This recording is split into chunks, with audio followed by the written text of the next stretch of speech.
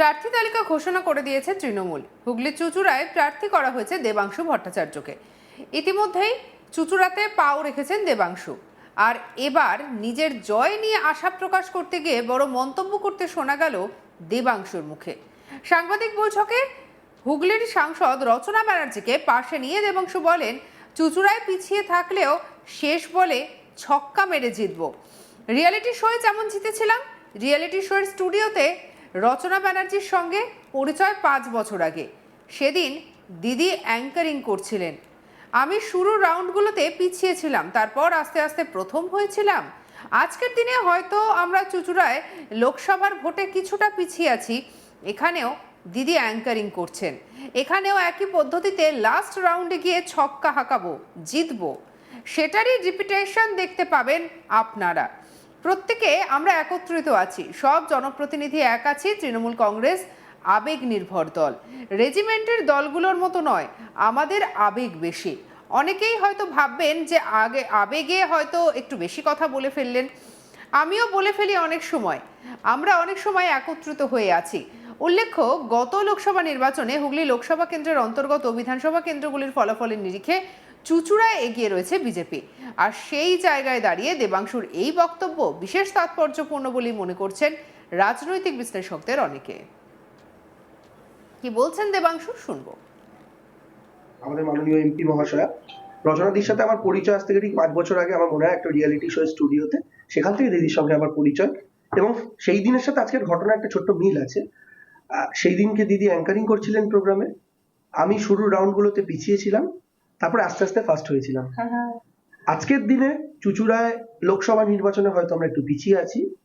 দিদি অ্যাঙ্কারিং যেভাবে করেছেন, এখানেও যদি সেই দায়িত্বটা দিদি অলরেডি পালন করা শুরু করেছেন, আমার বিশ্বাস সেম পদ্ধতিতে লাস্ট রাউন্ডে গিয়ে আমরা ছক্কা হাঁকাবো এবং অনেক বেশি মার্জিনে জিতবো। অর্থাৎ সেটারই রিপিটেশন আপনারা দেখতে পাবেন।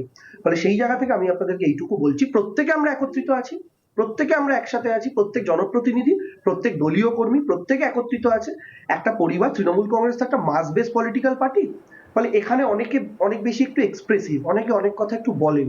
তো স্বাভাবিকভাবে যেহেতু mass base political party, emotion base political party, স্বাভাবিকভাবেই আর 5টা রেজিমেন্টেড পার্টির মতোই চার দেওয়ালের বন্ধ হয়ে ভাই গালাগাল করলাম, বাইরে বেরিয়ে হাসি মুখে মিষ্টি খাওয়ালাম, সচরাচর এটা কংগ্রেস বা তৃণমূল কংগ্রেসে দেখা যায় না। তো আমাদের আবেগ বেশি, অনেকে আবেগে কথা বলে ফেলেন, আমিও অনেক সময় বলে ফেলি, আমরা অনেকেই বলে ফেলি। মানুষ তো আমরা আলটিমেটলি।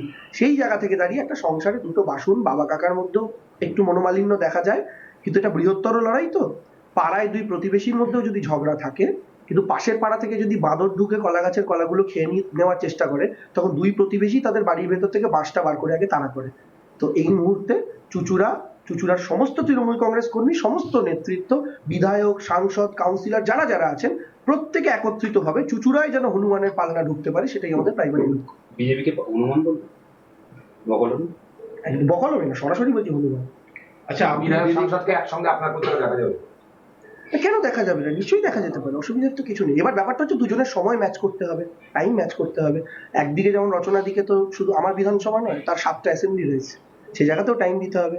প্লাস দলীয় নির্দেশ দিদির কাছে যদি থাকেন, তাকে অন্যান্য জায়গাতেও যদি প্রচারে পাঠানো হয়, দিদি স্বাভাবিকভাবে একটা সেলিব্রিটি ফেস, আমাদের স্টার ক্যাম্পেনার, সেই জায়গা থেকে অন্যান্য জায়গাতেও তাকে টাইম দিতে হবে। তো যেইটুকু টাইম তিনি চুঁচুড়ায় দেবেন, সেখানে যদি বাকি সবার সাথে টাইমটা অ্যাকচুয়ালি ম্যাচ করে, তাহলে একসাথে সবাইকেই দেখা যেতে পারে। বিগত 1 বছরে দেখা যায়নি, টাইমিং এক হয়নি, এবার হবে। বিগত 1 বছরে টাইমিং এক হয়নি, আগামী 1 বছরে এক হতেও পারে।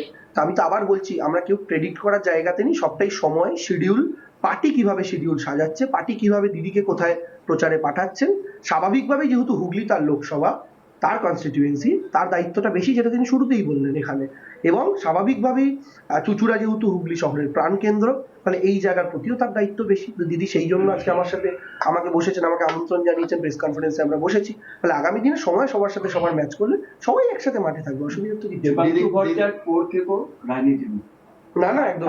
তার আগে কি মেপে নিতে চাইছেন যে কি অবস্থা চুঁচুড়ার? তারপর চুঁচুড়ার অবস্থা খুব ভালো। চুঁচুড়ার মানুষ খুব ভালো মনের মানুষ। চুঁচুড়ার মানুষ প্রত্যেককে গলায় জড়িয়ে স্বাগত জানান। আমি প্রথম দিন এসে দ্বিতীয় দিন, তৃতীয় দিন, চতুর্থ দিন যে পরিমাণ ভালোবাসা পেয়েছি রাস্তার দুধারে মানুষের থেকে পেয়েছি, আমি কৃতজ্ঞ, আমি অভিভূত।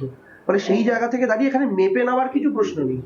মাপজোক আমাদের তো করা হয়ে গেছে বলে আমাদের ক্যান্ডিডেট লিস্ট বহু আগে বেরিয়ে গেছে। যাদের মাপামাপির কাজ বাকি আছে তারা মাপছে বলে এখনো না ক্যান্ডিডেট এটা দিতে পারেনি। নতুন জায়গা, এটা কি আপনি কি নিতে চাইছেন তারপর ময়দানে? হ্যাঁ, অবশ্যই চেনাটা তো অবশ্যই দরকার। দেখুন, প্রথম কথা একটা জিনিস, গোটা রাজ্যে প্রচার বা রাজনীতি করার সুবাদে আমার রাজ্যের প্রত্যেকটা বিধানসভা সম্পর্কেই কিছু কিছু করে আইডিয়া, প্রত্যেকটা লোকসভা সম্পর্কেই কিছু কিছু আইডিয়া রয়েছে। এবং চুচুড়ে আমি আজকে প্রথম তো নই, আমি গত বিধানসভা নির্বাচন বলুন, এই বলাগড়, সপ্তগ্রাম, চুচুড়া, এমনকি গত 4-5 বছরেও আমি চুচুড়াতে বহুবার আপনাদের হরির মোড়েও মিটিং করেছি, আপনারাও অনেকে এসেছিলেন। ফলে সেই জায়গা থেকে দাঁড়িয়ে আপনি যদি আমাকে ডেটা জিজ্ঞেস করেন, লোকসভায় কত ছিল, 19-এ কত মাইনাস ছিল, 21-এ কত প্লাস ছিল, এটা ক্যান্ডিডেট হওয়ার জন্য নয়। ক্যান্ডিডেট হওয়ার বহু আগে থেকে আমি এটাও বলে দিতে পারবো, সপ্তগ্রামও বলে দিতে পারবো, শ্রীরামপুরও বলে দিতে পারবো, উত্তরপাড়া বলে দিতে পারবো, কারণ এটা আমি স্টাডি করি, আমার পছন্দের বিষয়। ফলে এই সম্যক ধারণা আমার রয়েছে। চুচুড়া সংস্কৃতির সাথে তো শুধু আমার একা না, গোটা রাজ্য পরিচিত। ফলে এটাও নতুন করে জানার কিছু নেই। আর মানুষ, চুচুড়ার মানুষ, আমি যেহেতু পাশের জেলা হাওড়াতেই থাকি, হাওড়া আর হুগলি তো টুইন, ফলে স্বাভাবিকভাবেই সেখানে মানুষের মধ্যে খুব একটা তফাৎ নেই। ফলে স্বাভাবিকভাবে নতুন করে জানার কিছু নেই। একটা জিনিসই জানার নতুন করে, সেটা হচ্ছে জিওগ্রাফি, অর্থাৎ কোন ওয়ার্ডের পাশে কোন ওয়ার্ড, সেইটুকু, কোন পঞ্চায়েতের পাশে কোন পঞ্চায়েত, এইটুকু আমার শুধু জেনে নিতে যেইটুকু যা সময়, বাকি সবটাই আমার মনে হয় আপনাদের মতো আমারও কিছুটা ধারণা আছে। আসলে এই চুচুড়া কেন্দ্র নিয়ে একাধিক জল্পনা চলছে। আমরা জানি যে এর আগে অসিত মজুমদার সেখানে তিনি ছিলেন বিধায়ক, এবং এবারে কিন্তু অসিত মজুমদার টিকিট পাননি, এবারে পেয়েছেন দেবাংশু ভট্টাচার্য, এবং তারপর থেকেও কিন্তু নানা রকমের তরজা শুরু হয়েছে। আর অন্যদিকে প্রার্থী তালিকা ঘোষণাও করে দিয়েছে তৃণমূল কংগ্রেস। চুচুড়ায় এবারে প্রার্থী দেবাংশু, ইতিমধ্যেই চুচুড়াতে পাও রেখেছেন তিনি। তবে এবার নিজের জয় নিয়ে একেবারে আশা প্রকাশ করতে গিয়ে বড় মন্তব্য শোনা গেল দেবাংশুর গলায়। সাংবাদিক বৈঠকে হুগলির সাংসদ রচনা ব্যানার্জিকে পাশে নিয়ে দেবাংশু কি বলছেন শুনবো।